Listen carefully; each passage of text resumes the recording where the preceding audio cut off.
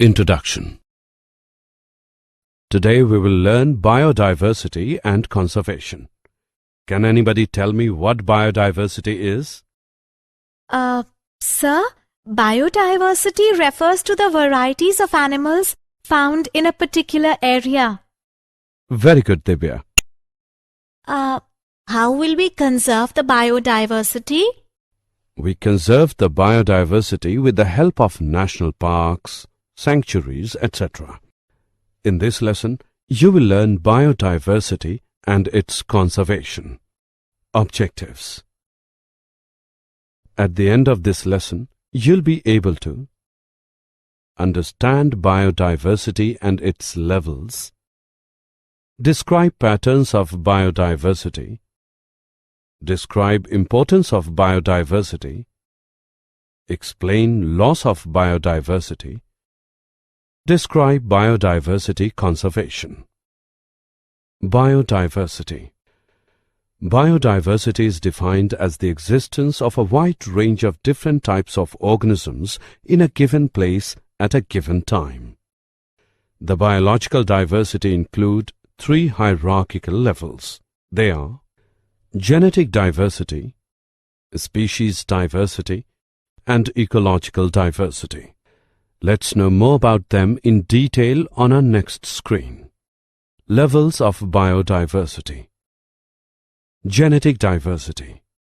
The genetic variation existing within a species is called genetic diversity. The genetic variation may be in alleles, in entire gene, or in chromosomal structure. Species diversity. The two important measures of species diversity are species richness. It is defined as the number of species per unit area. Species evenness. It refers to the relative abundance with which each species is represented in an area. Ecological diversity. The variety of unique biological communities found on the earth is called ecological diversity. How many species are there on earth and how many in India? According to International Union for Conservation of Nature, the total number of plant and animal species is more than 1.5 million.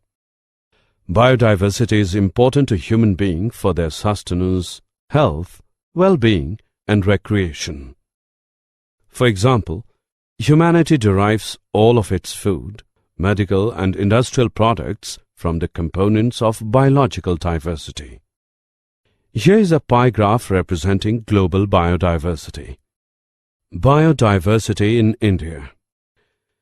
India is one of the 12 mega biodiversity countries of the world. India has only 2.4% of the land area of the world. It has 8.1% of the global species biodiversity. There are about 45,000 species of plants, and 90,000 to 1 lakh species of animals need to be discovered and named. Patterns of biodiversity. Latitudinal gradients. Biodiversity is not uniform on the earth. It varies with change in latitude or altitude. Biodiversity increase when we move from high to low latitude. The temperate region has severe climate with short growing period for plants. On the other hand, tropical region has favorable conditions for the growth throughout the year. The favorable environmental conditions favor speciation and make it possible for a larger number of species to occur and grow. Therefore, tropical regions are rich in biodiversity. For instance, in tropical rainforests, the mean number of vascular species per 0.1 H sample area varies from 118 to 236, whereas it is only in the range of 21 to 28 species in the temperate regions. This type of correlation between diversity and latitude is also found for several taxonomic groups such as ants, butterflies, moths, and birds, etc. Species, area relationships. The species diversity decreases from lower to higher altitude on a mountain. The temperature drops about 6.5 degrees Celsius with increase in altitude by 1000 meter. The drop in temperature and greater seasonal variability at higher altitudes are the two major factors that reduce diversity. The latitudinal and altitudinal gradients of species diversity are two master gradients, although there are some regional and taxa-related exceptions. At the same time, more complex and heterogeneous physical environment favor more complex and diverse flora and fauna in the region. The relationship between species richness and the area in which wide varieties are present on a logarithmic scale is a straight line. Log S is equal to log C plus Z log A, where Z is slope of the line, C is y-intercept. Assessment. Before proceeding further, let us know how much you have learned. Drag and drop the correct option. The importance of species diversity to the ecosystem. A rich biodiversity is essential for the health of biosphere and bio-industrial development of a country. Biodiversity is the source of food, medicines, pharmaceutical drugs, fibers, rubber, and timber. Several microorganisms are used in industries to obtain valuable products. Modern agriculture uses biodiversity in three ways: as a source of new crops, as a source material for breeding improved varieties, and as a source of new biodegradable pesticides. The importance of species diversity to the ecosystem. Biodiversity has many medicinal uses.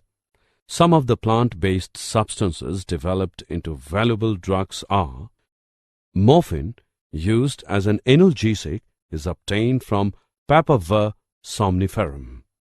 Quinine, used for the treatment of malaria, is obtained from Cinchona legriana. Biodiversity also has great aesthetic value. Ecotourism, birdwatching, wildlife, pet keeping, gardening, etc. are some examples of aesthetic rewards of biodiversity. Loss of biodiversity. Human activities are the major threat to biodiversity. The important factors leading to extinction of species and consequent loss of biodiversity are: habitat loss and fragmentation, overexploitation, alien species invasions, and co-extinctions. Habitat loss and fragmentation. Habitat loss is the primary threat to the biodiversity. Natural habitats, which protect natural flora and fauna, are being converted to human settlements, dams, reservoirs, croplands, and grazing grounds. Deforestation deprives animal life of shelter and food. This decreases the population of many species. Deforestation declines reproductive capacity of certain wild animals due to reduced area of their free movement. Migratory animals are also affected by deforestation because of the disturbance in their routes. Habitat fragmentation is an ecological process in which a large piece of habitat is divided into smaller pieces of habitats.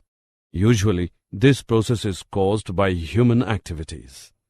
It leads to decline of many wildlife species because fragmentation tends to decrease population productivity. Over-exploitation. Over-exploitation of species causes the loss of genetic diversity and loss in the species abundance of both individual and groups of interacting species. Over-exploitation may include overfishing and over-harvesting. Unrestricted whaling during the 20th century is an example of over-exploitation, and the whaling industry brought many species of whales to extremely low population sizes. Humans have fished the oceans, which never seemed to pose a problem due to their abundant resources. Increasing human populations have placed increasing demands on the sea as a source of food. Alien species invasions. The species which have been introduced to a place where they have not lived before are called invasion species. Invasion species disturb the balance of the nature. The native species, unable to compete with the outsiders after living undisturbed from a long time, are frequently driven out or get killed. Several fish species, such as bluegill sunfish and smallmouth bass, have been widely introduced throughout western Northern America, where they cause serious threats to amphibian populations. Co-extinctions. Co-extinction of a species is the loss of a species as a consequence of the extinction of the other. For example, when a host fish becomes extinct, then all the microorganisms live on that fish also becomes extinct. Assessment. Before proceeding further, let us know how much you have learned.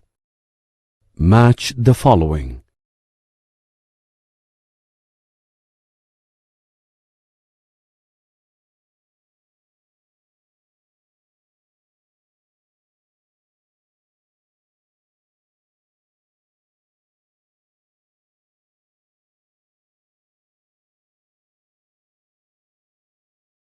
Biodiversity conservation.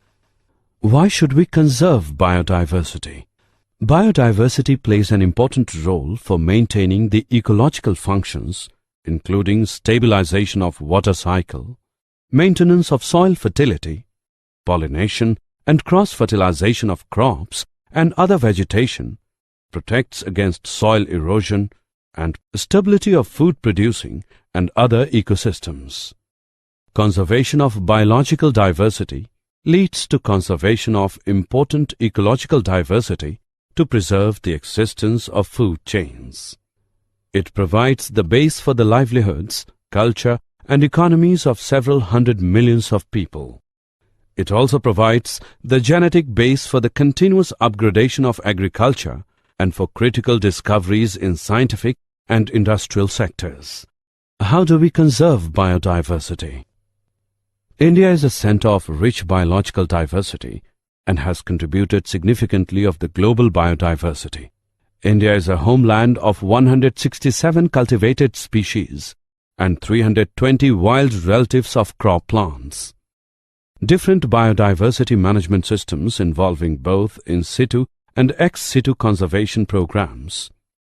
In situ conservation, the protection of animals and plants in their natural habitat is known as in situ conservation. The established natural habitat are national parks and sanctuaries, biosphere reserves, nature reserves, reserved and protected forests, preservation plots, and reserved forests. The first initiative was the establishment of the Corbett National Park in 1936. These are highly protected by law. No human activity such as firewood collection and grazing is allowed in the park. Sanctuaries are also protected, but some human activities are permitted. In situ conservation. Biosphere reserves are another category of protected areas. A large area is declared as a biosphere reserve where wildlife is protected, but local communities are permitted to continue to live and pursue traditional activities within the reserve. Indian government has set up 7 biosphere reserves: Nokrek, Nilgiri, Namdapha, Nanda Devi, Sundarbans, Great Nicobar, and Gulf of Mannar. Biodiversity hotspot.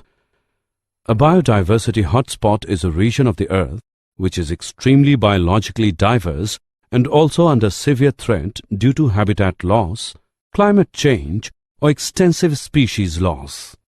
There are 34 hotspots in the world. India has 3 biodiversity hotspots. They are Western Ghats, Himalayas, and Indo-Burma region.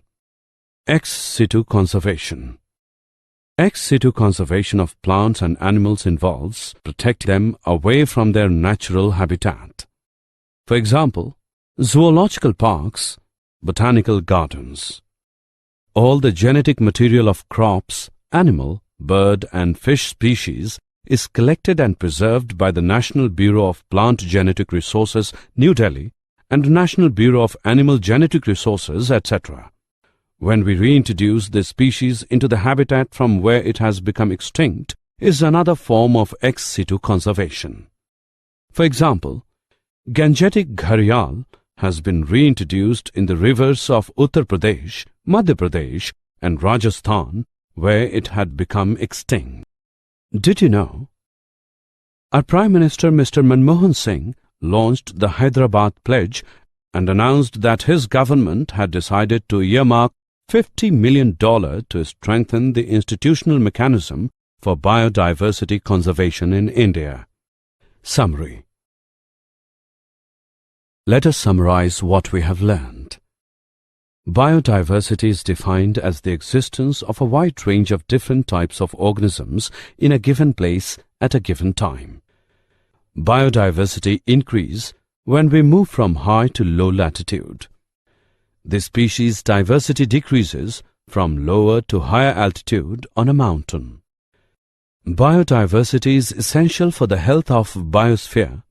It acts as the source of food, and it also has great aesthetic values. Human activities are the major threat to biodiversity. It includes habitat loss and fragmentation, overexploitation, alien species invasions, co-extinctions. The protection of animals and plants in their natural habitat is known as in situ conservation. Ex situ conservation of plants and animals involves protecting them away from their natural habitat.